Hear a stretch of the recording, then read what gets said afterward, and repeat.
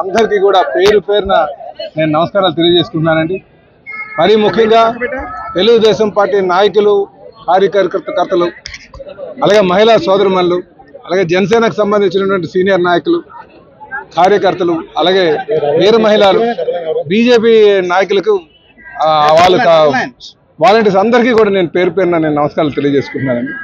ఈరోజు ఇక్కడ అన్ని వర్గాల వారు ఈ ప్రాంతంలో తెలుగుదేశం పార్టీ రావాలి అన్న ఆలోచనతో ఈ కూటమిలో ఉన్నటువంటి ప్రతి ఒక్కరు కూడా ఆలోచించి ఇక్కడ ఈ ఓట్లు వేసి గెలిపించడం జరిగింది.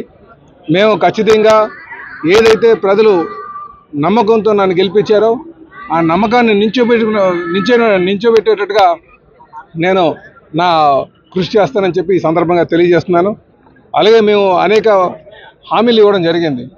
ఆ హామీలన్నీ కూడా నెరవేరుస్తానని కూడా ఈ సందర్భంగా తెలియజేస్తున్నాను.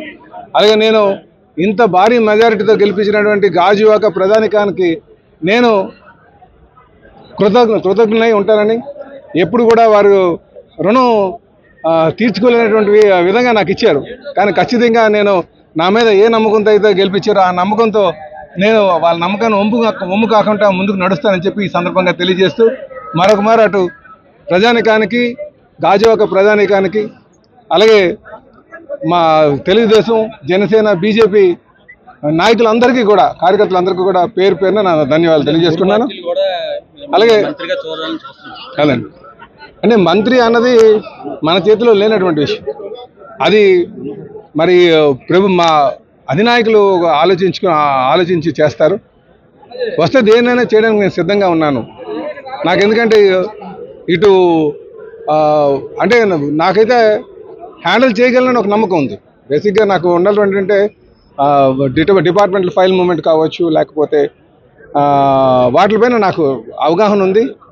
అలాగే దానికి కావాల్సిందంటే ఇప్పుడు మంత్రి అనుకుంటే మళ్ళీ ఇంకా ఎక్కువసేపు కష్టపడాలి.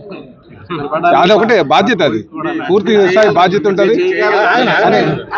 అది బాధ్యత. ఖచ్చితంగా నేను పార్టీ ఏ ఆదేశాలు ఇస్తే అది చేయడానికి మేము సిద్ధంగా ఉన్నానని చెప్పి ఈ సందర్భంగా అంతే. మేము ఇప్పుడు ఈరోజు ఈ గెలుపు తెలుగుదేశం పార్టీ, జనసేన, బీజేపీ ఏదైతే ఉమ్మడి కూటమి ఉందో, కూటమి విజయాన్ని ప్రతి ఒక్కరు కూడా ఒకసారి చూడాలి. మీరు ఇది చారిత్రక విజయం అనగా భావించవచ్చు. ఎందుకంటే రాజకీయాలు అనేది శాశ్వతం కాదు, రాష్ట్రం శాశ్వతం. మనం ఆ అధికారం వచ్చిన తర్వాత మన ఇష్టానుసారం మాట్లాడడం కానీ, ఒక పరిణితి లేనటువంటి విధంగా నడవడం కానీ అది మంచి పద్ధతి కాదు. కనుక ఎప్పుడు కూడా మనం ఏం మాట్లాడుతున్నాం అనేది ఆలోచించాలి.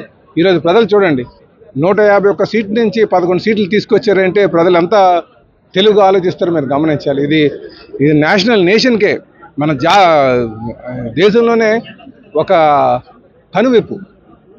నాయకులు ఇష్టానుసారం మాట్లాడితే చూసి సహించడం అని చెప్పి ఈరోజు ఎంత కసిగా వచ్చి ఓట్లు వేస్తారు.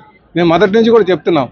ఈరోజు ఓటింగ్ అయిన దగ్గర నుంచి కూడా అన్ని రాష్ట్రాల నుంచి వచ్చారు, డబ్బులు స్వతహాగా ఖర్చు పెట్టుకుని వచ్చారు. మేము క్యాన్వాసింగ్ చేస్తున్నప్పుడు కూడా ఇంటింటికి వెళ్తే మీరు వచ్చినా రాకపోయినా మేము వేస్తాం, మేము డిసైడ్ అయిపోయామని చెప్పేవారు. అంటే ప్రజలు ఎంత పరిణితి చెంది ఉన్నారో ఒకసారి గమనించాలి. అందుకే నాయకులు ప్రజల యొక్క ఆలోచనలకు అనుగుణంగా నడాల్సినటువంటి అవసరం ఉంది. మాట్లాడేటప్పుడు చాలా జాగ్రత్తగా మాట్లాడాల్సిన అవసరం ఉంది. మనం మాట్లాడితే దాని పర్యవసనాలు ఏ విధంగా ఉంటాయో కూడా గమనించాల్సినటువంటి అవసరం. అందుకే మన ప్రజాస్వామ్య విలువలు కాపాడుకుంటూ ముందుకు వెళ్లాల్సినటువంటి అవసరం ఉంది. అది నాయకులు గమనించాలి.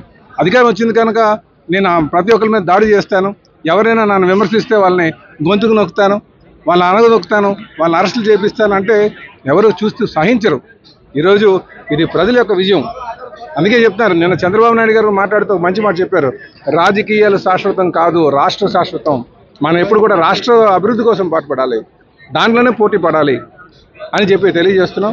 కనుక మేము ప్రజలు మాకు ఏదైతే నమ్మకంతో ఇచ్చారో ఆ నమ్మకాన్ని ఒమ్ము కాకుండా మేము ముందుకు చేస్తాం. మేము చాలామంది అంటున్నారు ఇలాగ కక్షలు సాధించాలో, వాళ్ళ మీద తిరగబడ్డారు కనుక. అది కాదు, మా ప్రధానమైన ధ్యేయం కూడా ఇక్కడ ఏ సమస్యలతో అయితే ప్రజలు బాధపడుతున్నారో వాటిని పరిష్కరించే దిశగా మేము ప్రయాణం చేస్తామని చెప్పి తెలియజేస్తున్నాం. ముఖ్యంగా ఇక్కడ స్టీల్ ప్లాంట్ మేము చెప్తాం కదా, స్టీల్ ప్లాంట్ ఖచ్చితంగా మేము కాపాడుతాం. ఇంకో విషయం కూడా, నెల రోజుల్లోనే టోల్ గేట్ తీపిస్తా అని చెప్పాను, అది కూడా చేపిస్తానని కూడా ఈ సందర్భంగా తెలియజేస్తున్నాం.